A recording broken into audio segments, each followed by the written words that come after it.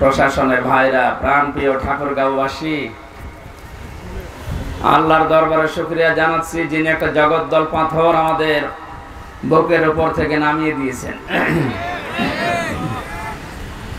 বিশ্বনবীকে আল্লাহ জানিয়েছেন, আলাম নাশরাহ লাকা সাদরাকা ওয়া ওয়াদা'না আনকা ওয়িজরাক আল্লাযী আনকাযা যহরাক ওয়া রাফা'না লাকা যিকরাক। হে নবী, আমি কি আপনার বক্ষ উন্মুক্ত করিনি? আমি কি আপনার পিঠের উপর থেকে বোঝা নামিয়ে দেইনি? তার মানে ১৫০০ বছর আগে জাহিলিয়াতের যুগের কথা আমরা কোরআন আর হাদিসে পড়েছি যে আইএমএ জাহিলিয়াত ছিল। ৬ সাল থেকে ২৪ সাল পর্যন্ত আমরা আওয়ামী জাহিলিয়াত দেখেছি। শব্দ প্রায় একই, আইএমএ আওয়ামী, আর বাকিটা তো ঠিকই আছে, জাহিলিয়াত। ওনারা ঘোষণা দিয়েছিল আমরা ক্ষমতায় যেতে পারলে মদিনার সনদ দিয়ে দেশ চলবে। সনদ দিয়ে চলেছে, মদিনার না, মোদির। মদিনার সনদ বাদ দিয়ে চালিয়েছে মোদির সনদ। এখানে যে বিশাল পাথর ছিল আমাদের বুকের উপরে, আমাদের এই কণ্ঠনালী পর্যন্ত চেপে ধরেছিল। এই যে কথা বলা, এই যোগ্যতা আমাদেরকে দিয়েছেন যিনি পালিয়েছে উনি না, মানে এদেশে যাই হয়তো সবই তো বলতো আমি দিয়েছি। এ মোবাইল কে দিয়েছে?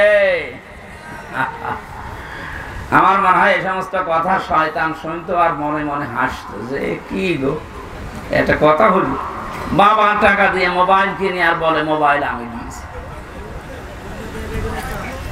খালাকাল ইনসান আল্লামাহুল বায়ান। আল্লাহ বলেন মানুষ আমি বানিয়েছি, আর মানুষকে কথা বলার শক্তি আমি দিয়েছি। এই কথা বলার শক্তি যারা কেড়ে নিয়েছিল, আল্লাহ রাব্বুল আলামিন তাদের এখন সব কিছু কেড়ে নিয়েছেন। আন্তর্জাতিক অপরাধ ট্রাইব্যুনাল বানিয়ে বহু মানুষকে বিনা কারণে আপনি দুনিয়া থেকে বিদায় করেছেন। আজকে দেখতে পাচ্ছেন সেই ট্রাইব্যুনালে গণহত্যার দায়ে অন্তত আজকে ১৩ জন আসামি হাজির করা হয়েছে। আসলটা তো পালিয়ে আছে। ইন্টারপোলের মাধ্যমে শুনলাম নিয়ে আসার চেষ্টা আছে। ডক্টর ইউনূস কালকে ঘোষণা দিয়েছে যেভাবেই হোক আমরা ফিরিয়ে নিয়ে আসবো। এমনি অনেক বলছেন মুরব্বী মানুষ, ও কি করবে মানে বয়স ৮৪ না ৯৪ বছর হলেও জাতে মাতাল, তাহলে ঠিক আছে। একবার বলেছিল না যে পদ্মা সেতু থেকে শুধু এই একটু চোবাবো, সেই কথা ওনার মনে আছে। আমাকে চোবাতে চেয়েছো, আমি কিভাবে চোবাই দেখো। ডোনাল্ড ট্রাম্প আসার কারণে অনেক মানুষ একটু গর্ত থেকে মুখ বের করেছিল যে চলে এসেছি মানে ২৪ সালের ৫ আগস্টের আগে দেশ আর নেই। ২৪ সালের ৫ আগস্ট পার হয়ে এখন সে অক্টোবর নভেম্বরের ১৮ তারিখ চলছে। অনেক পরিবর্তন হয়ে গেছে। এ জাতিকে আর আপনি উল্টা পাল্টা দিয়ে দাবিয়ে রাখতে পারবেন না। বিশ্বের মানুষকে এখন বিভিন্ন জায়গায় কথা ছড়াচ্ছে যে আমি নির্বাচিত ছিলাম, আমাকে উৎখাত করা হয়েছে। এটা ডাহা মিথ্যা কথা। আমার মনে হয় ২০ শতাব্দীর সবচাইতে বড় মিথ্যাচার এইটা। আপনি নির্বাচিত ছিলেন, এটাকে যদি ঘোড়া কেউ বলেন ঘোড়াও হাসবে। এটা কথা বললেন, কিসের নির্বাচিত? এ ১৫ বছরে তো নির্বাচনই হয়নি। ঠাকুরগাঁওবাসী বলেন তো, যে বিষয়ের মাধ্যমে মানুষ নির্বাচিত হয় ওর নাম নির্বাচন। ওর নাম কি? নির্বাচন না হলে আপনি নির্বাচিত হলেন কি করে? তার মানে এই কথাটা মিথ্যা কথা। এই মিথ্যা কথা ছড়িয়ে মানুষের সিম্পেথি পাওয়ার জন্য বিশ্বের মডলদের আপনি পাবেন না। কারণ তামাম দুনিয়া জানে যে ১৫.৫ বছরে এদেশে গণতন্ত্র ছিল না, এদেশে নির্বাচন হয়নি, আপনি নির্বাচিত নয়। এই মিথ্যা ছড়িয়ে আমাদের দেশের বদনাম যেন আর না করা হয়। কারণ বিশ্বের মানুষ ভাববে বাংলাদেশে যারা বাস করে এর মতো মনে হয় মিথ্যা কথাই বলে। কি আমি রমজানে উমরায় ছিলাম, মদিনা থেকে একটা গাড়ি ভাড়া করলাম এক লোকের, বাড়ি ওনার মদিনাতে, স্থানীয় বাসিন্দা। বললাম ভাই আমি বদরে যাব, আমারে নিয়ে চলেন। ওনার যে ভাষা ওই দিয়ে বললাম, ইয়া আখি, হে ভাই, আমি যেতে চাই, সাহাব চলেন আপনি। উনি আমারে বলছে, ইয়া হাজি ওর হজ্জা তাই না বিলাদুকা, হাজি দেশ কোথায়? যে তুমি বাংলাদেশ। যেই বলেছি বাংলাদেশ, বলছে হারামি। আপনি গালিদের মানে? আমারে ওনার ভাষা দিয়ে বলছে, ইয়া আখি, হে ভাই, আপনাকে আমি বলি না, আপনার দেশে যে আছে ওই মহিলারে বলছি। হ্যাঁ বলেন, আপনি বলেন, আমি আরো 2 লাইন বেশি করে বলছি। ঘৃণিত বানিয়ে দিয়েছে, কারণ জালেম যারা তাদের প্রতি সৃষ্টি জগতের একটা আলাদা ঘৃণা তৈরি করে। কে? বলেন বলেন। এর বিপরীত যেটা আছে মাজলুম, মাজলুমদের প্রতি আল্লাহ নিজে একটা মহব্বত তৈরি করে দেয় সৃষ্টি জগতের ভেতরে। এই জন্য আমি 3 বছর জেলে থাকাকালীন যতবার কোর্টে হাজিরা দিতে এসেছি, মাথায় আমার দড়ি বান্ধা ছিল। এই যে পুলিশ, এনারাই আমারে নিয়ে যেত না, মনে নাই ওই রকমই ধরে। কিন্তু মানুষজন যখন দেখতাম কান্নাকাটি করতো আদালত চত্বরে, অনেক মহিলা 1-1.5 কিলোমিটার শুধু দৌড়িয়েছে প্রিজন ভ্যানের পেছনে, বলছে হুজুর কোনো চিন্তা করবেন না, আমরা বিশ্বাস করি আপনি এই দোষ করেননি। তারা কান্নাকাটি করতো, সিম্পিতি দেখাতো, এটা তৈরি করে দিয়েছে কে? আর এখন ওনারা কোর্টে উঠতেছে। আজকে পলক সাহেবকে দেখলাম, বছর দোয়া করেন। কিসের দোয়া? আপনি দোয়া মানেন? হ্যাঁ, আপনি দোয়া করতে বলেন মানে কিসের দোয়া করবো আপনার জন্য? আপনি দোয়ায় বিশ্বাস করেন না। যারা আজ উঠতেছে আপনি তাদের দিকে তাকান, কি নজরে তাকাচ্ছে মানুষ তাদের দিকে, কত টিটকারি মস্কারা, এবং কেউ কেউ পচা ডিম মারতেছে। এমনকি আমার কুষ্টিয়ার একজন ইনু, ওই মানুষকে আমার মনে হয় এলাকায় ওরা নুনু বলে ডাকে। হাসানুল হক ইনু বলে না, বলে হাসানুল হক নুনু। ওই হর্ষাই বাদ দিয়ে দন্তন্য ওষুধ দিয়ে দিয়েছে। ওনারা একজন দেখলাম একটা লাথি দিয়েছে। সম্মানিত ভাইরা, আমি যেটা বোঝাতে চাচ্ছি, এই মিথ্যা কথা ছড়িয়ে এই দেশকে বিশ্বের সামনে আর মিথ্যাবাদী প্রমাণ করবেন না। আপনার উপরে আমাদের এই দাবিটা আছে। কোনো কথাই তো শোনেননি 15.5 বছরে, এটা অন্তত রাখেন। কারণ আপনি একটা হাসি মানুষ, মিথ্যা কথা বললে কেমন হয় না?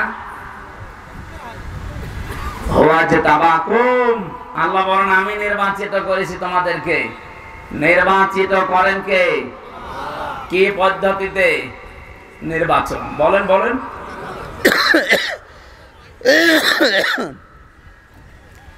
নির্বাচিত করা হয় মানুষদেরকে যেই পদ্ধতিতে, তার নাম নির্বাচন। সেই সিস্টেমটা যেহেতু আপনি বন্ধ করে দিয়েছিলেন, আমরা আবার ওই সিস্টেমে দেশে নিয়ে আসতে চাই। আগামীতে যারা আসবে তারা যেন নির্বাচনের মাধ্যমে নির্বাচিত হয়ে আসে, নাকি দিনের ভোট রাতে করে আসবে। এই জন্যই তো উপদেষ্টাদেরকে আমরা সম্মানজনক সময় দিতে চাচ্ছি, যে আপনি সংস্কার করেন, খুব তাড়াতাড়ি এই জঞ্জালগুলো মুক্ত করে, জায়গাগুলো পরিষ্কার করে, নির্বাচনের মাধ্যমে নির্বাচিত একটা জনপ্রতিনিধির হাতে দেশটা তুলে দিন। তাহলে ওই জালেমদের সব নড়াচড়া বন্ধ হয়ে যাবে। এখনো যেগুলো হচ্ছে, অনেকে এখনো আশায় আছে, না আমার আপা আসতেছে। কিসের আপা? পৃথিবীর ইতিহাস 850 বছর আগে লক্ষণ সেন পালিয়েছিল, আজও ঘুরে আসেনি, কব্বরে চলে গেছে। কথা বলছে না কেন? এই জন্য যারা পালিয়ে যায়, পৃথিবীর ইতিহাস এইটাই বলে, তারা আর কোনোদিন ফিরে আসে না। আসলে জনগণ পিটিয়ে মারবে কুকুরের মতো। কারণ মানুষের ভেতরে আল্লাহ ভয় তৈরি করে দেয়। যারা মানুষের অধিকার নষ্ট করে, যারা রক্তের সম্পর্কগুলো ছিন্ন করে, যারা মানুষের পোশাক আশাক কেড়ে নেয়, যারা দ্বীনের পথে সত্যের সাক্ষ্য দিতে মানুষকে বাধা দেয়, এই মানুষগুলোকে আমার আল্লাহ ভয় ভয় এবং ভয় দিয়ে ঢেকে রাখে। খাদিজাতুল কুবরা রাদিয়াল্লাহু তাআলা আনহা তার স্বামীকে বলেছিলেন, স্বামী আবুল কাসেম, ভয় পাবেন না। কিসের ভয় পান আপনি? ইন্নাকা লা তাসিলুর রাহিমা, আপনি তো রক্তের সম্পর্ক ঠিক রাখেন, আপনি ভয় পান কেন? অথচ বাস্তবে আমরা কি দেখেছি, এদেশে আমরা কেউ তাকে ভাবি বলতাম, কেউ আপা বলতাম, কেউ মা বলে ডাকতাম, একটা সম্পর্ক ছিল। অথচ তিনি পালিয়ে চলে গেলেন ভয়ে। আমাদের সব সম্পর্ক মাঠে মারা গেল। আপনি কথা বোঝে? অন্তত আমার বাড়ি খুলনা বিভাগে, আমরা ভাবি বলে ডাকলে রংপুর বিভাগের মানুষ তো অন্তত আমরা আপা বলতাম, আপনারা ভাবি বলতেন না? আপনাদের ভাবি না? পুত্রবধূ ভাবি, এই তো কোথায় গেল সে সম্পর্ক? যাওয়ার আগে বলেও গেল না। এই সমস্ত দেবর, এই যে দেবর বসে আছে, সব দেবর এখন এতিম। ভাবের সাথে মানুষ একটু টানকি মারে, সেটাও করতে পারলেন না। এই যে রক্তের সম্পর্ক সব নষ্ট করলেন। যারা মানুষের রক্তের সম্পর্ক ঠিক রাখে না, নষ্ট করে দেয় আত্মীয়তার সম্পর্ক, তাদের অন্তরে ভয় লাগিয়ে দেয় কে? এই কারণেই তো পালিয়েছে। এত ভয় কিসের আপনার? 15.5 বছরে যাদের উপর অত্যাচার করেছিলেন, একটা লোক তো ভয় পালিয়ে যায়নি। আপনার কিছু হয়নি, কেবল শুরু, আর আপনি ভয় পালিয়ে গেলেন। মানে তার মানে বোঝা যাচ্ছে এই হাদিস অনুযায়ী আপনি আত্মীয়তার সম্পর্ক ঠিক রাখেননি, সব নষ্ট করে ফেলেছেন। সবচাইতে বড় বিষয়, বাংলাদেশ থেকে বাইরে যারা যায় তারা রেমিটেন্স যোদ্ধা হিসাবে মাসে মাসে তারা এই দেশে টাকা পাঠায়। আপনি 3 মাস চলে গেছেন, একটা টাকাও আমরা পাইনি। পেয়েছি? আমরা টাকা পেয়েছি? কি করছেন আমরা জানি না। যাই করেন আমাদের টাকা লাগবে। বড় লোক জামাই পেয়েছেন, অন্তত জামাইয়ের কাছ থেকে যেভাবেই হোক পকেট মেরে হলেও টাকা পাঠান। আমরা ঋণী হয়ে গেছি। এই দেশে এখন এমন ঋণের বোঝা। 2 নাম্বার শব্দ ছিল তাহমিলুল কাল্লা। হে নবী, আপনি তো ঋণের বোঝা বহন করেন, মানুষের কষ্টের বোঝা বহন করেন, দুঃখের বোঝা বহন করেন, আপনি ভয় পান কেন? পৃথিবীতে যারা মানুষের বোঝা বহন করে দেয়, সে কষ্টের হোক, ঋণের হোক, দুঃখের হোক, তাদের ভেতর থেকে আল্লাহ ভয় দূর করে দেয়। আর এমন ঋণ দিয়ে গেল, এমন কষ্টের বোঝা এ দেশের মানুষকে দিয়ে গেছে। 3732 জন মানুষ মারা গেছে, 2780 জন মানুষ হাসপাতালে কাতরাচ্ছে, 20,000-এর উপরে বিভিন্ন রকমের অঙ্গহানি হয়েছে। বলেন, এই যে মানুষগুলো যারা পড়ে আছে হাসপাতালের বেডে, এরা তার পরিবারের কাছে, তার মা বাবার কাছে, ভাই বোনের কাছে, সমাজের কাছে, দেশের জন্য এখন বোঝা না? এই কথা বুঝতেছেন? এই যে বিশাল বোঝা আপনি দিয়ে গেলেন, মানুষের কাপড় চোপড়, এমনকি পোশাক আশাক পর্যন্ত খুলে ফেলেছেন আপনি। সম্মানের পোশাক পরা ছিল কত মানুষের, সে পোশাক পর্যন্ত খুলে তাকে ন্যাংটা করে দিয়েছেন। জাতির সামনে সংসদে দাঁড়িয়ে বলেছে মাওলানা মামুনুল হক ধর্ষণকারী। জোরে বলেন নাউজুবিল্লাহ। আপনার চাইতে তার ভেতরে আল্লাহর ভয় কম নেই।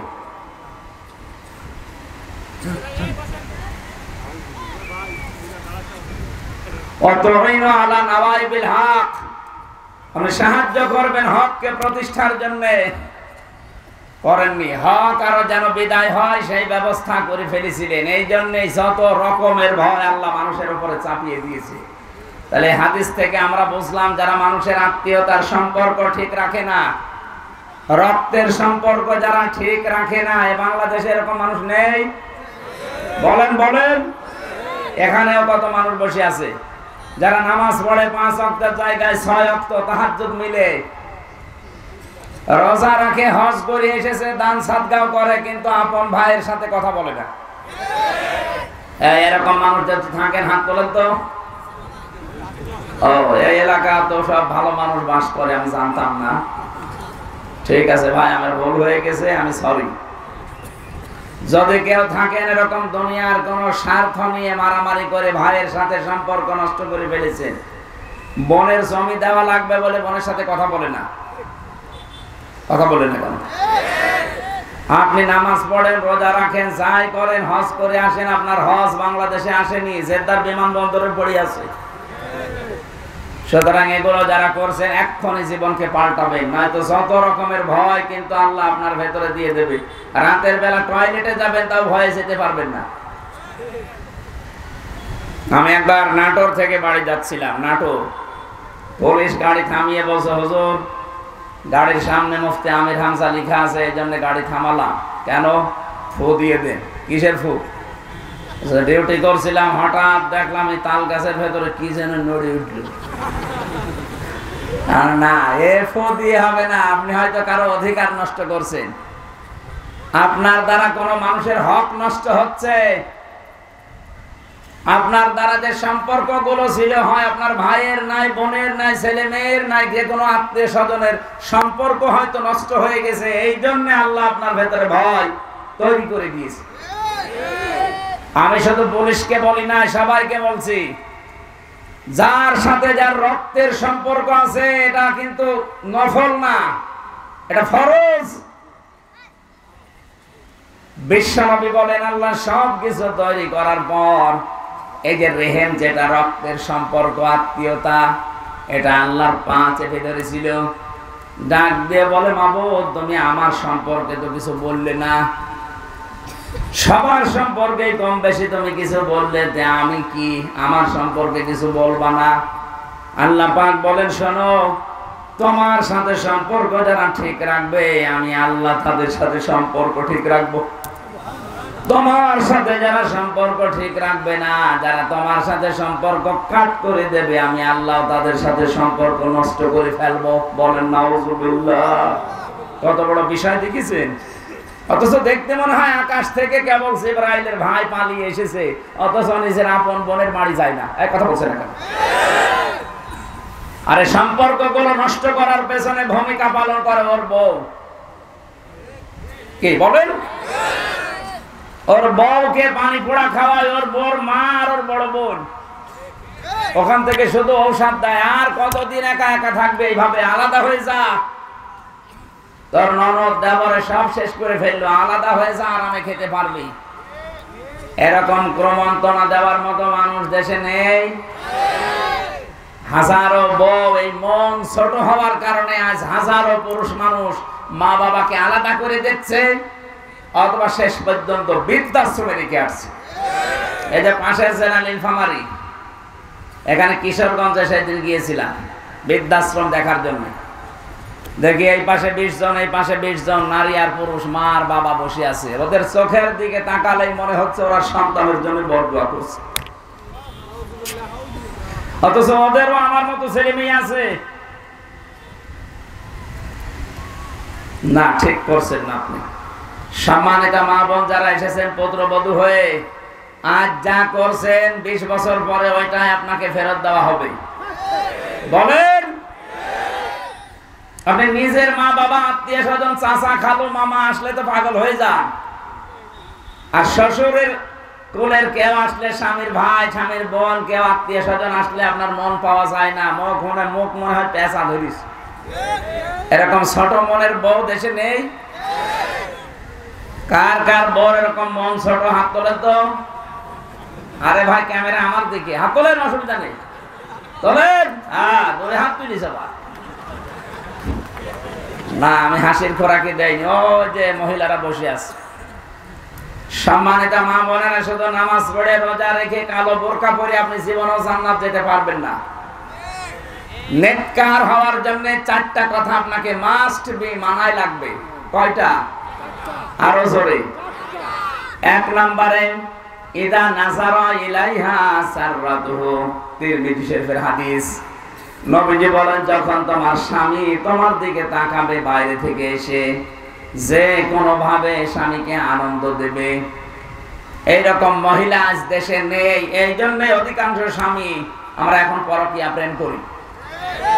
ওই দেখেন বলছে ঠিক। এই এলাকায় তো এসব চলছে মনে হচ্ছে। হ্যাঁ, শহরে চলে না। সম্মানিত মা বোনেরা, আমি আপনাদেরকে ভালোবাসি। এই জন্য আপনারা সেই জায়গায় ভুল করছেন ওইগুলো ধরিয়ে দিচ্ছি। আজ হাজারো স্বামী পরকীয়া প্রেমে লিপ্ত, খালি আপনার এই রেসপন্স পায় না। এই কারণে আপনি মন থেকে বলেন তো, যার পেছনে আপনি ঘোরেন ওর ভেতরে যা আছে আপনার বর ভেতরে তাই নেই, নাকি ওর ভেতরে জিনিসপত্র বেশি আছে? কোন কারণে আপনি ওখানে যান? এই কারণে স্ত্রীর কাছ থেকে আদর, ভালোবাসা, রেসপন্স পাওয়া যায় না। কথা বলে না কেন? আমি আশা করছি মায়েরা উদার হবে। 2 নম্বরে, ওয়াইদা গাবা আনহা হাফিজাতুহু। স্বামী যখন বাইরে থাকবে, সে শহর হোক আর গ্রাম হোক, স্বামী যখন বাড়ি থেকে বাইরে চলে যাবে কর্মজীবনের জন্য, নেককার স্ত্রীর গুণাবলী হচ্ছে নিজের স্বামীর সম্পদ, সন্তান, নিজের ইজ্জত, আবরু, সম্ভ্রম এগুলো নিজে যেন হেফাজত করে রাখে। ফাতেমাতুজ জাহরা রাদিয়াল্লাহু তাআলা আনহার আগে একজন কাঠুরিয়ার স্ত্রী জান্নাতে যাবে। হযরতে ফাতেমা যে উটের উপরে চড়ে জান্নাতে যাবে, ওই উটের দড়ি ধরে নিয়ে যাবে আগে, কারণ উট তো একা একা চলে না, দড়ি ধরে নিয়ে যাওয়া লাগে। ফাতেমা তো বসে আছে উটের পিঠের উপরে, দড়ি ধরে যে মহিলা জান্নাতে সর্বপ্রথম প্রবেশ করবে তার নাম জামিলা। এই মেয়েটার জীবনে আমি কয়েকটা কাজ পেয়েছি। তার এক নম্বরে, সে তার স্বামীর হুকুম ছাড়া নিজের বাইরে কোনোদিন যায়নি। সুবহানাল্লাহ বলতে পারবেন না? এরকম মহিলা তো এখন ঘরে ঘরে নেই। স্বামী বাইরে যেতে দেরি এমন আছে দিন পেয়েছে, কত রকমের উল্টা পাল্টা কথা চালাচ্ছে মোবাইলে, বিভিন্ন লাইনে। কত মানুষকে বাড়িতে নিয়ে এসে প্রেম নিবেদন করছে, বলেন নাউজুবিল্লাহ। দেবর সম্পর্কে গ্রাম অঞ্চলে এই আমলটা নেই। দেবর সম্পর্কে খুব হুঁশিয়ার থাকা লাগবে। বাইরের মানুষের চাইতে দেবরের দ্বারা ক্ষতি হওয়ার সম্ভাবনা বেশি, বলেন না কেন? সাহাবী প্রশ্ন করলেন, হে নবী, দেবর আর দুলাভাই এই দুইটা সম্পর্কে আপনি কি বলেন? বিশ্ব নবী বললেন, দেবর হচ্ছে মরণের মতো। মরণকে মানুষ যেভাবে ভয় পায়, মেয়েরা যেন দেবরকে ওইভাবে ভয় পায়। অথচ আজ অনেকে সহজ করতে করতে, উদারতা দেখাতে দেখাতে নিজের দেবরকে বলে এটা আমার ছোট ভাই, এমন ভাবে চলতেছে। আরে ভাই, আপনার ছোট আপন ভাই, জীবনে আপনি আপন ভাইয়ের সাথে বিয়ে করতে পারবেন? কথা বলেন।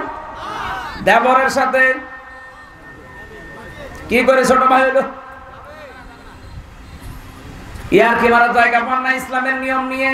এটা আল্লাহর বিধান।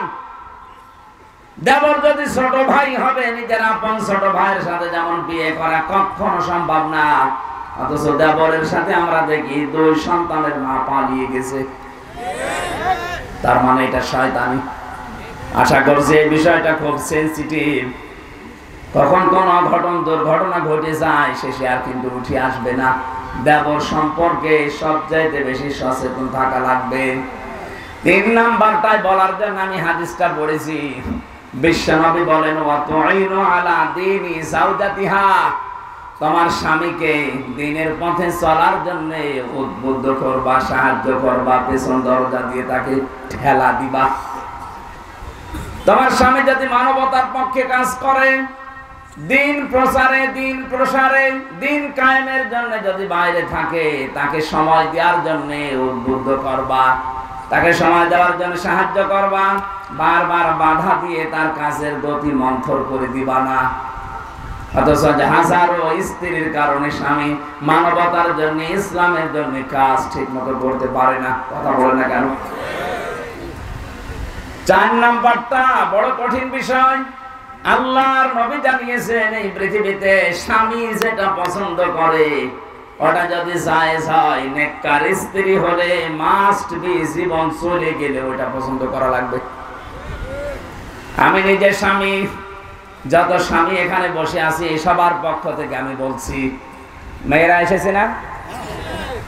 সম্মানিত মা বোনেরা, আপনাদেরকে বলছি, আমি নিজের স্বামী হিসাবে সব স্বামীর পক্ষ থেকে, আমি নিজে সহ যত স্বামী আমরা এখানে বসে আছি, প্রতিটি স্বামী মন থেকে চাই বিয়ের পরে যেন আমার মা বাবা আমার সাথে থাকে। আমি খেয়ে থাকি না খেয়ে থাকি, আমার সাথে থাকবে। কথা বলে ঠিক কিনা? 100 জনের 95টা পরিবারে আজ বউরা এটা চায় না। নাকি বেশি বলে ফেললাম? আমার কুষ্টিয়ার এক চেয়ারম্যান সাবেক, অনেক খুলনায় গেছে, কাজকর্ম করার পরে রাত 10:30টায় গেছে ছেলের বাড়িতে। কলিং বেল টিপ দেওয়ার পরে ছেলে এসেছে, ডাক দিয়ে বলে, আব্বা তুমি এত রাতে? বলে, কাছে এসেছিলাম, যেতে পারি নাই, চলে আসলাম। ঠিক আছে। বাড়ির ভেতরে নিয়ে স্ত্রীকে বলছে, কই আমার বাবা এসেছে, রান্না করো। স্ত্রী বলছে, না, আমি সেই সন্ধ্যা থেকে পর্যন্ত সিরিয়াল দেখলাম, আমি ক্লান্ত। তোমার বাবা তুমি রান্না করে খাও। মুখে মুখে দু এক কথায় তর্কাতর্কি সেই করেছে, বাবা কিন্তু সব শুনে ফেলেছে। বাবা ওপার থেকে ডাক দিয়ে বলছে, আব্দুল্লাহ আমার খাওয়া লাগবে না, তোরা ঘুমিয়ে পড়, আমি খেয়ে এসেছি। ছেলের বাড়ি থেকে খেয়ে যায়, ওই অবস্থায় শুয়ে আছে, পেটে ক্ষুধা, ঘুম আসতেছে না।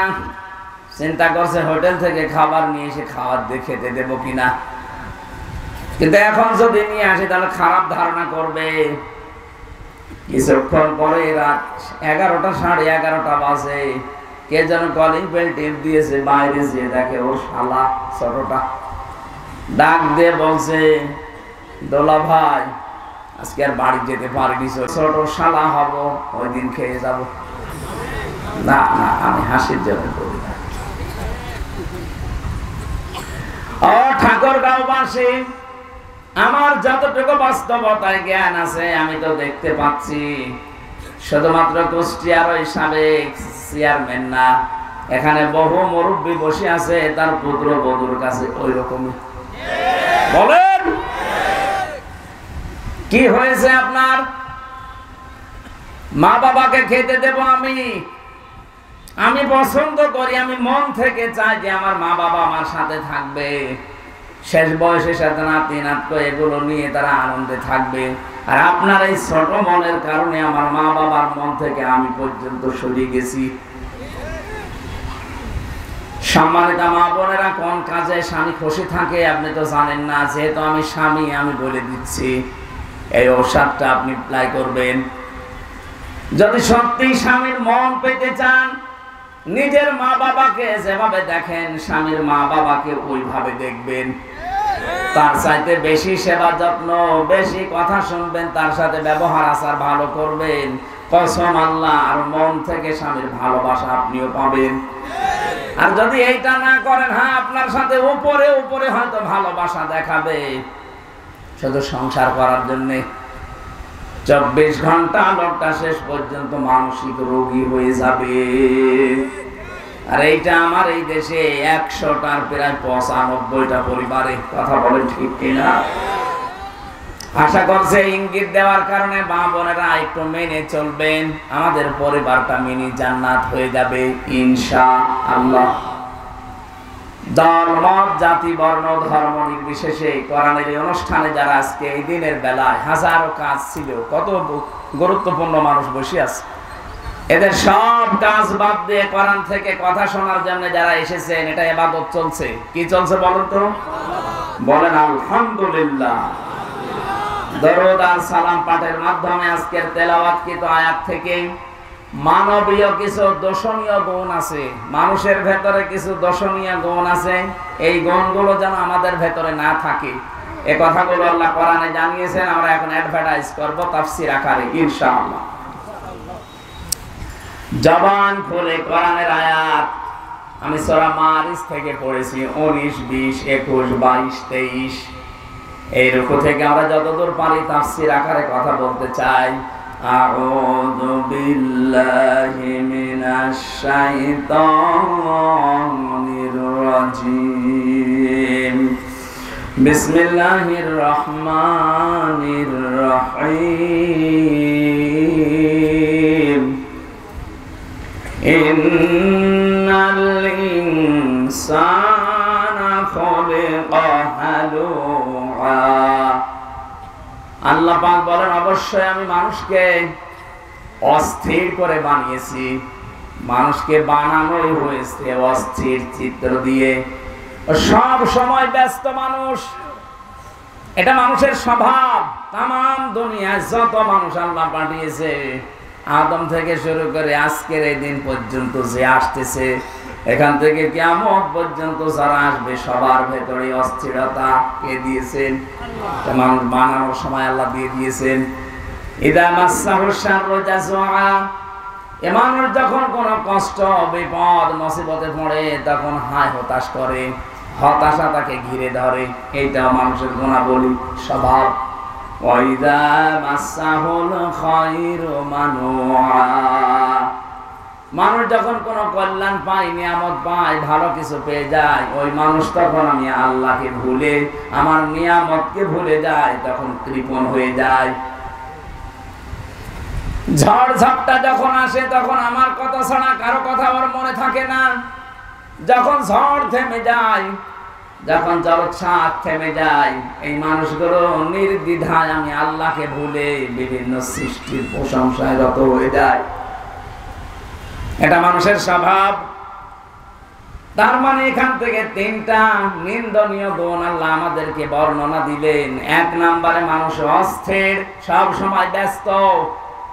দুই নম্বরে কোনো বিপদ আপদ মুসিবতে পড়লে মানুষ হায় হতাশ করে, হতাশা নিরাশা তাকে ঘিরে ধরে। তিন নম্বরে কোন নিয়ামত যদি পায়, কল্যাণ কিছু পেলে মানুষ কৃপণ হয়ে যায়। এই স্বভাবগুলো মানুষের কার? আমাদের ভেতরে নেই? এখানে মানুষ পদ পাচ্ছে যারা বিবেচিত, যার নাম মানুষ, তার ভেতরে এই গুণাবলীগুলো আছে। আল্লাহ বলেন আছে, মাস্ট বি। ইন্না দিয়েছেন, ইন্নাল ইনসানা খুলিকা হালুআ, অবশ্যই। তার মানে আছে।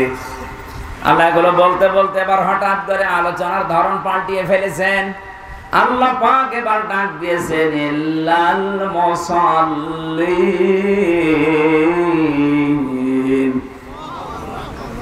দুনিয়ার মানুষেরা এই গুণগুলো দুনিয়ায় সবার ভেতরে আছে, কিন্তু মুসল্লি যারা, তাদের ভেতরে এই গুণ নেই। কাদের ভেতরে?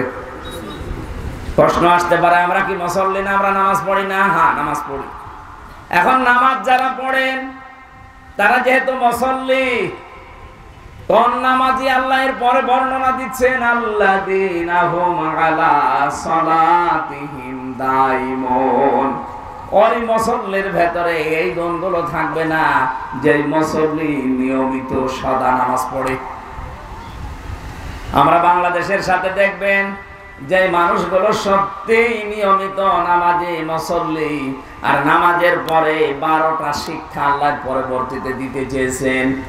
এই মানুষগুলো যদি এই শিক্ষাগুলো দুনিয়ায় অর্জন করতে পারে, অবশ্যই আমার আল্লাহ তাকে এই নিন্দনীয় এই গুণগুলো থেকে বাঁচিয়ে রাখবেন। জোরে বলেন সুবহানাল্লাহ। এটা আল্লাহর রহমত তার উপরে। আপনি এবার মিলান তো আপনার ভেতরে এগুলো আছে কিনা। আপনি তো নামাজ পড়েন দেখি, আপনি নামাজ পড়েন 5 ওয়াক্তের জায়গায় 6 ওয়াক্ত তাহাজ্জুদ পড়েন, আপনি নফল নামাজ পড়েন, সুন্নাত পড়েন, ওয়াজিব পড়েন। এবার দেখেন আপনার ভেতরে গুণ আছে। আপনি অস্থির সব সময় ব্যস্ত নাকি আপনি? 2 নম্বরে আপনাকে বিপদ আপদ আসলে, মুসিবত আসলে আপনি হায় হতাশ করেন, আপনি অস্থির হয়ে পড়েন, আপনি হতাশা, আর মনে হয় এ সূর্য উঠবে না, এরকম করেন নাকি? আমি মুসল্লি দেখেছি আমার জীবনে। আমিরে জামাত ডাক্তার শফিকুর রহমানকে, তিনিও মুসল্লি, আমিও মুসল্লি। মাওলানা মামুনুল হক আমার সাথে ছিল জেলখানায়, তিনিও মুসল্লি। মানুষ হিসাবে আমরা দুইজন এক জায়গায় ছিলাম, উনি ছিলেন 4 তলায়, আমরা ছিলাম 2 তলায়। আমরা দুইজনের ভেতরে 3টা বছরে বহু হতাশা চলে এসেছিল মানুষ হিসাবে। ওই লোকটাও তো মুসল্লি, ওরা তো আমাদের মতো নামাজ পড়ে, কিন্তু আল্লাহ মুসল্লির যে গুণাবলী দিচ্ছে, যারা মুসল্লি এই মানুষগুলোকে হতাশা ঘিরে ধরতে পারে না, তারা অস্থির চিত্ত হয় না, তারা নিয়ামত পেলে কৃপণ হয়ে যায় না। এত বড় বড় বিপদ তার মাথার উপরে গেছে, কোনদিন আমি তাকে অস্থির দেখিনি। সব সময় শান্ত নির্মল চিত্ত নিয়ে চলাফেরা করে। থোড়াই কি আর কিছু মনেই করছে না, সেজে সেল খাটতেছে, বউ অসুস্থ হয়ে পড়ে আছে, দলীয় নেতা কর্মীগুলো পালিয়ে পালিয়ে বেড়াচ্ছে, 1 দিন 2 দিন না, 15 বছর। হতাশা তো ঘিরে ধরা দরকার তাকে, অথচ তার মুসল্লি হওয়া এমন পর্যায়ে পৌঁছিয়েছে, কোন হতাশা চেহারার ভেতরে নেই। মনে হচ্ছে আমার চাইতেও বেশি স্বাভাবিক। আমাকে আরো মাঝে মাঝে আরো টিপস দিতেও, কিসের হতাশা কাজ করে। মুসল্লিদের ভেতরে তো হতাশা আসার কথা না। দুনিয়া সব যদি একদিকে হয়ে যায়, আমি যেহেতু মুসল্লি, আল্লাহ পাক এই গুণ আমাকে দিয়েছে, আমি মুসল্লি, আমার ভেতরে হতাশা আসতে পারবে না। আরে ভাই দুনিয়া তো দুনিয়া, এটা ধোকার জায়গা। আমাল হায়াতুদ দুনিয়া ইল্লা মাতাউল গুরুর। এই পৃথিবীর জমিনটা ধোকা, আসল জীবন তো ওইটা যাকে আল্লাহ জাহান্নাম থেকে বাঁচিয়ে জান্নাত দিয়ে দিয়েছে। উনি আমাকে জেলখানায় বলেছিলেন, হামজা দিনের পথে চলতে গিয়ে সারা পৃথিবীর মানুষকে আমি দিনের কথা বলি, দিনের কথা ছড়াই, আমার কথা শুনে শুনে মানুষ দিনের পথ পেয়ে জান্নাতে চলে গেল। আমি যদি জান্নাতি হতে না পারি তা আমার জীবন ব্যর্থ। কোরআনে কারিমে আল্লাহ আমাদেরকে সতর্ক করছেন, ফামান যুহজিহা আনিন নার ওয়া উদখিলাল জান্নাতা ফাকাদ ফাজ। মানুষের জীবন তো সফল ওই লোকটা যাকে আল্লাহ জাহান্নামের কাজগুলো আস্তে আস্তে ছেড়ে দেওয়ার তৌফিক দেয় আর জান্নাতের কাজগুলো আস্তে আস্তে করার তৌফিক দান করে। আপনার জীবন সফল হবে তখন যখন আপনি বেশি দিন ক্ষমতায় থাকতে পারবেন। হ্যাঁ, কথা জবাব দেন না কেন? আপনার জীবন সফল তখন যখন পুরো ঠাকুরগাঁও আপনার নামে লিখে দেওয়া হবে। বলেন, আপনার জীবন সফল তখন যখন 2000 বছর আপনি হায়াত পেয়েছেন। না, বিশ্ব নবীর মতো এত বড় মহান মানব তিনি বেশি দিন দুনিয়ায় বাঁচেননি, মাত্র কয়েকদিন বেঁচে ছিলেন দুনিয়ায় 63 বছর। অথচ 63 বছরের ভেতরে তিনি এমন এমন কাজে আঞ্জাম দিয়েছে, শুধু 63 বছর না, কিয়ামত পর্যন্ত তার জীবন আলোচনা চলবে, কোল কিনারা শেষ হবে না। আর আমাদের এক একজনের বয়স 74 বছর, কারো 76 বছর, কারো 84 বছর, কারো 99 বছর। মরে যাওয়ার সঙ্গে সঙ্গে মানুষ লানত দেয়। এমন জীবন আপনি কেন গঠন করেন? ফামা বাকাত আলাইহিমুস সামাউ ওয়াল আরদু ওয়া মা কানু মুনজারিন। আল্লাহ পাক বলেন, এমন মানুষ দুনিয়া থেকে বিদায় নেয়, ওর জন্য আকাশেও কেউ কাঁদে না, জমিনেও কেউ আফসোস করে না, ওকে সময়ও দেওয়া হয় না। এই যে অমাকানু মুনজারিন, ওর জীবনে একটু সময় পাবে, সে সময়ও সে পায় না।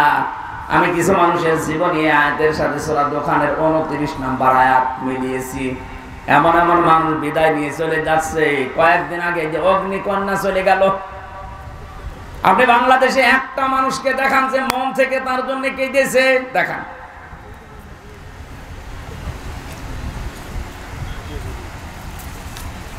কি জিনিস কি? ঠিক আছে,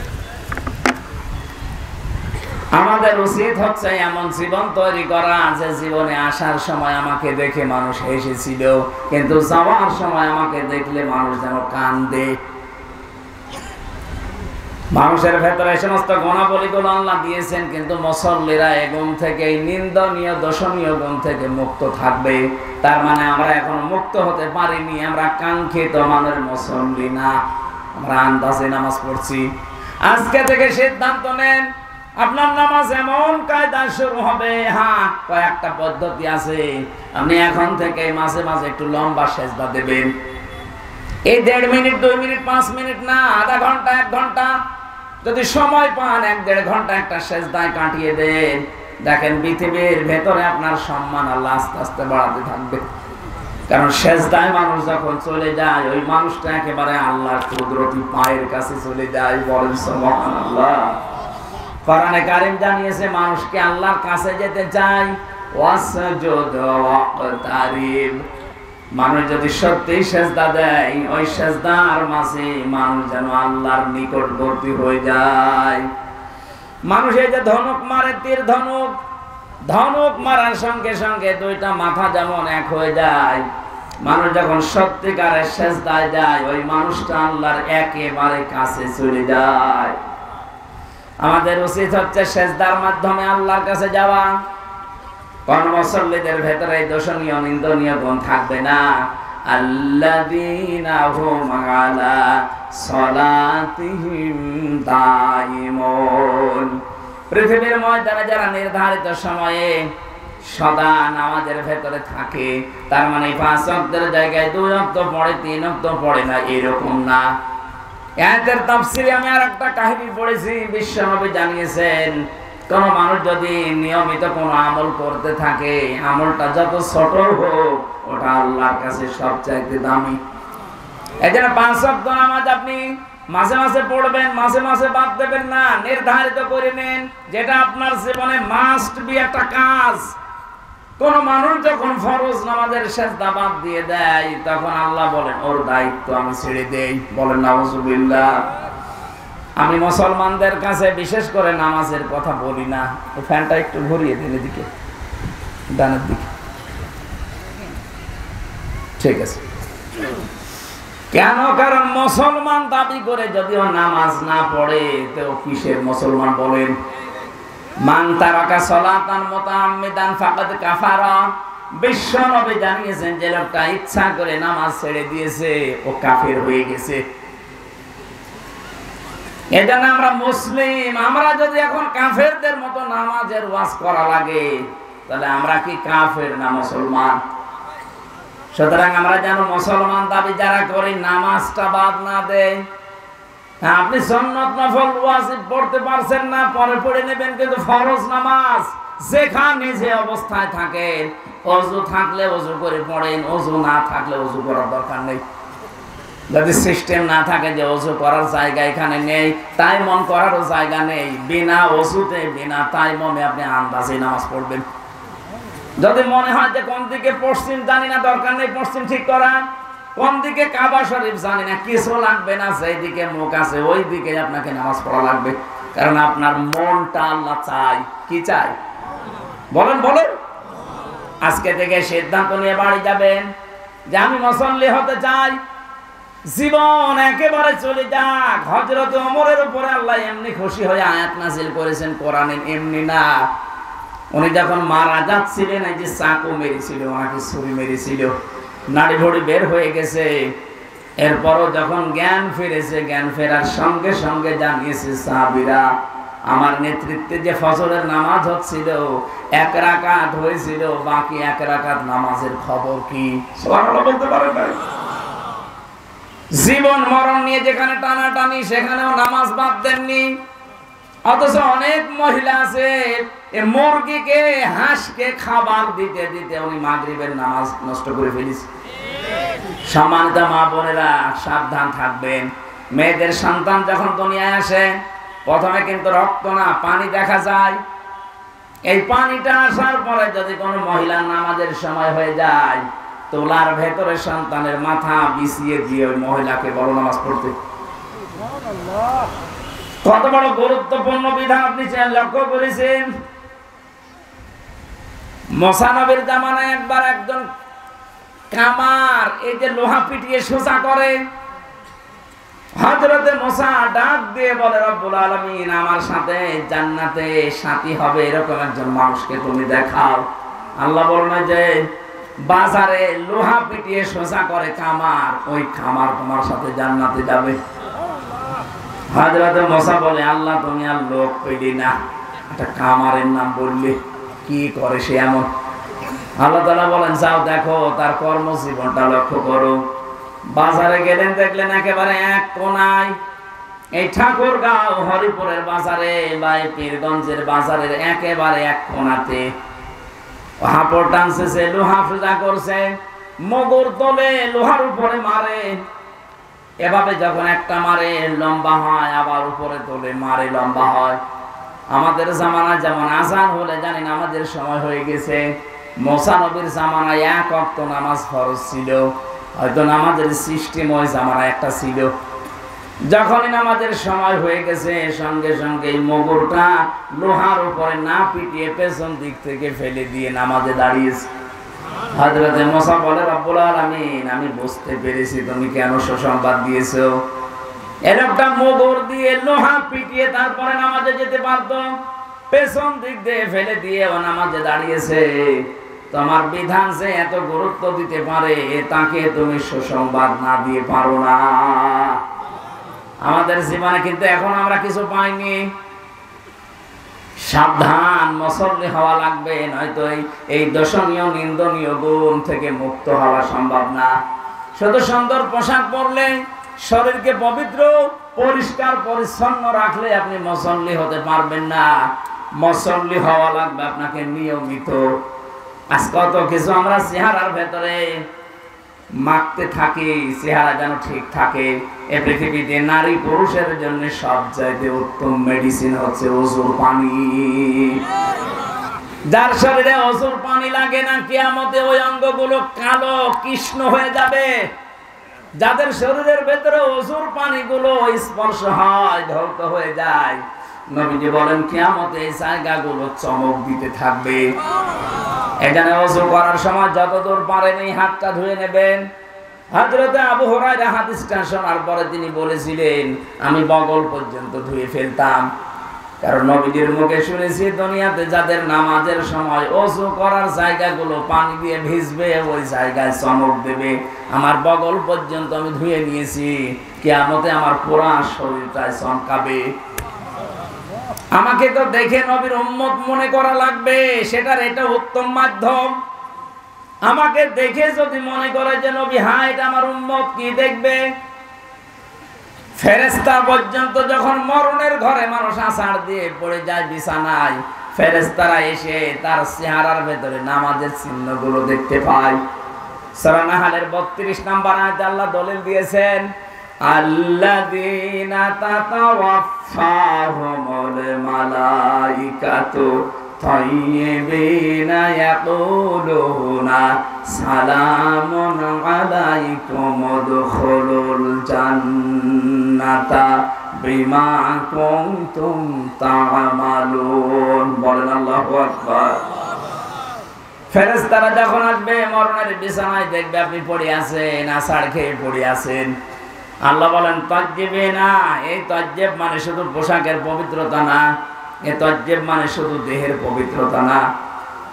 পোশাক আর দেহ তো পবিত্র করবেন, আপনার চিন্তা চেতনা আকীদা, আপনার কর্মজীবন, প্র্যাকটিক্যাল লাইফ, আপনার অর্থনীতি, সমাজনীতি, পরিবার নীতি, এগুলো সব থাকবে পবিত্র, শিরক কুফর বেদাত থেকে মুক্ত।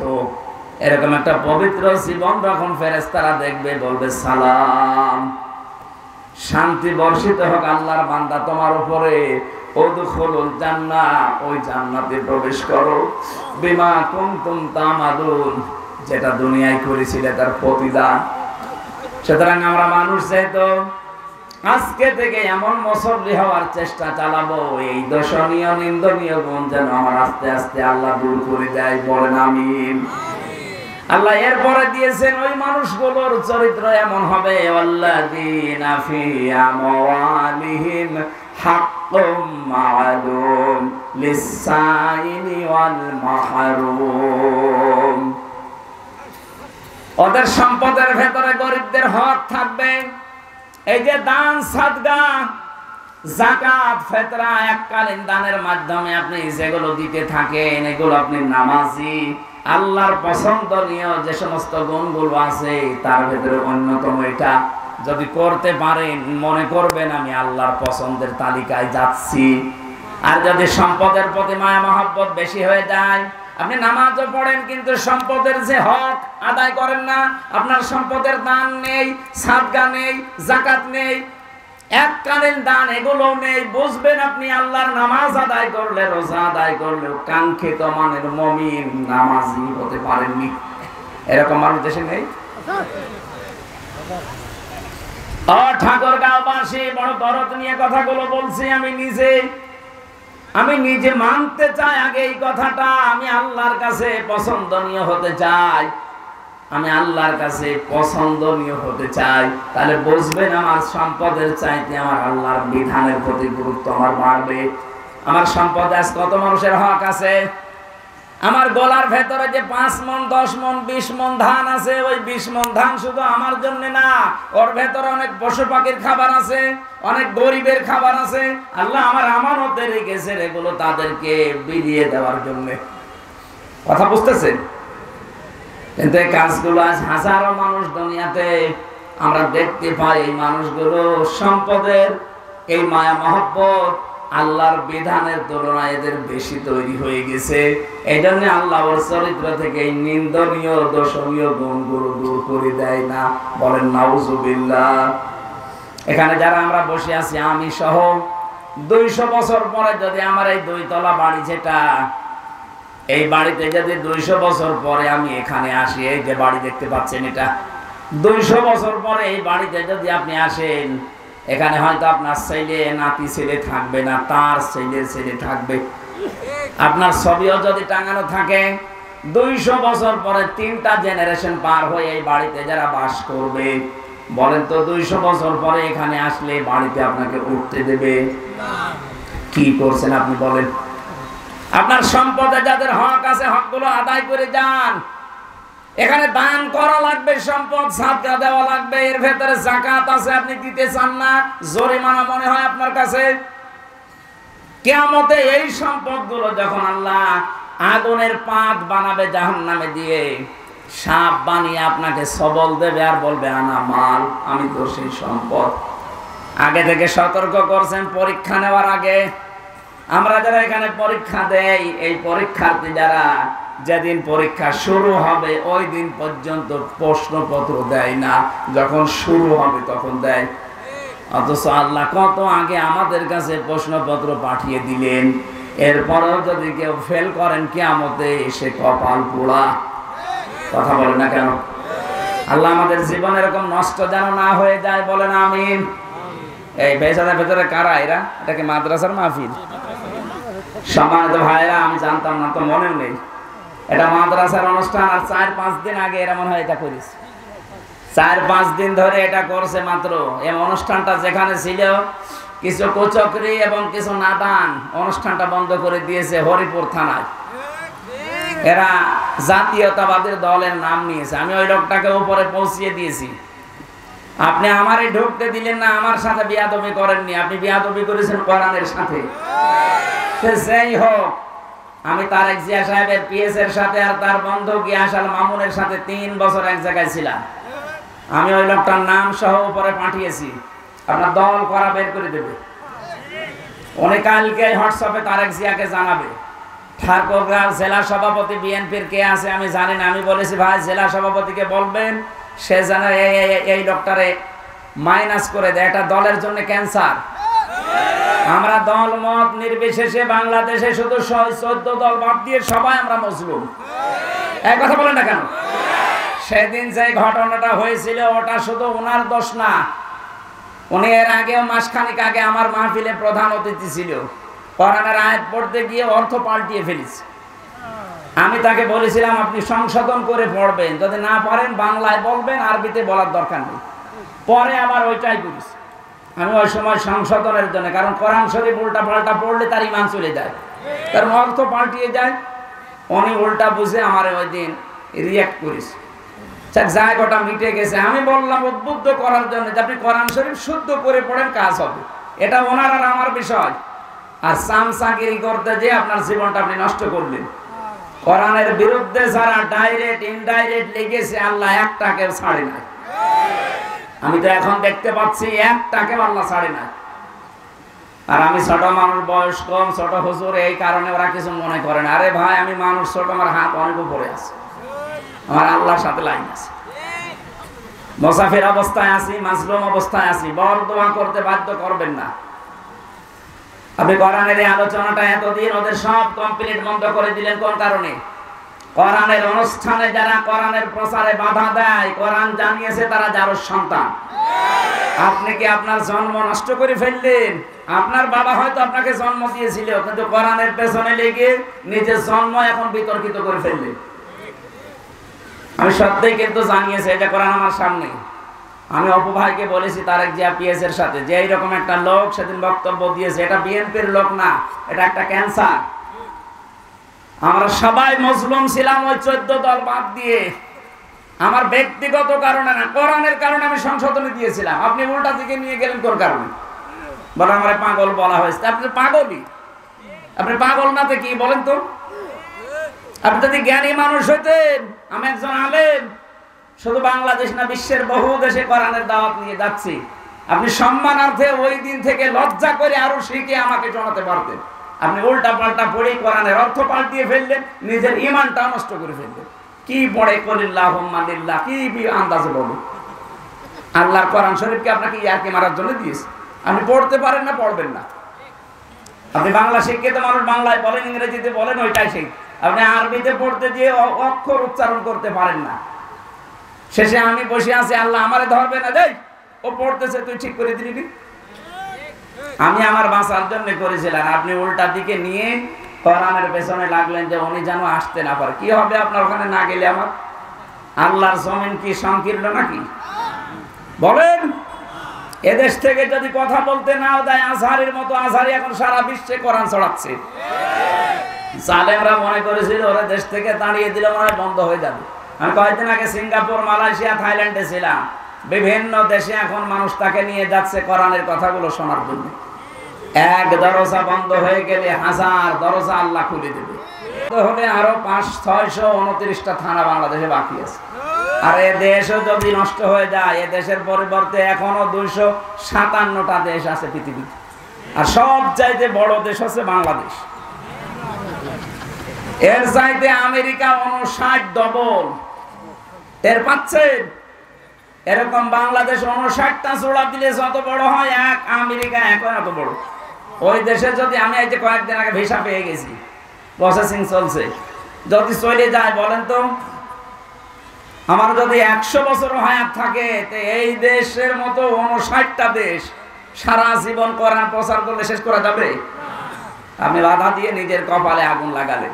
আমি আজ কয়েকদিন পরে দেখা হবে ঢাকাতেছে, আমি সব খুলে বলবো যে এই লোকটা একটা ক্যান্সার, একে যেন দলে রাখা না হয়। এ থাকলে বিএনপির আরো বদনাম হবে। মাদ্রাসার মাহফিলে 4-5 দিনে ওনারা ওইটা বাদ দেওয়ার কারণে কি একটা অ্যাকশন নিয়েছিল। আমার মনে হয় জালেম যারা পালিয়ে গেছে তারা ওই অ্যাকশন নিত না। মনে হচ্ছে যে মস্তানি করার আর জায়গা পাচ্ছে না, আমির হামজাকে নরম পিস। আমি তো মাজলুম মানুষ, এমনিতে জীবনটা শেষ করে দিয়েছে জালেমরা। আবার আপনি যন্ত্রণা দিলেন, আমার মন থেকে কোনো কথা যেন বের করাতে বাধ্য করবেন না, তাহলে কবুল হয়ে যাবে। আল্লাহ আমাদের বাঁচান, বলেন আমিন। যারা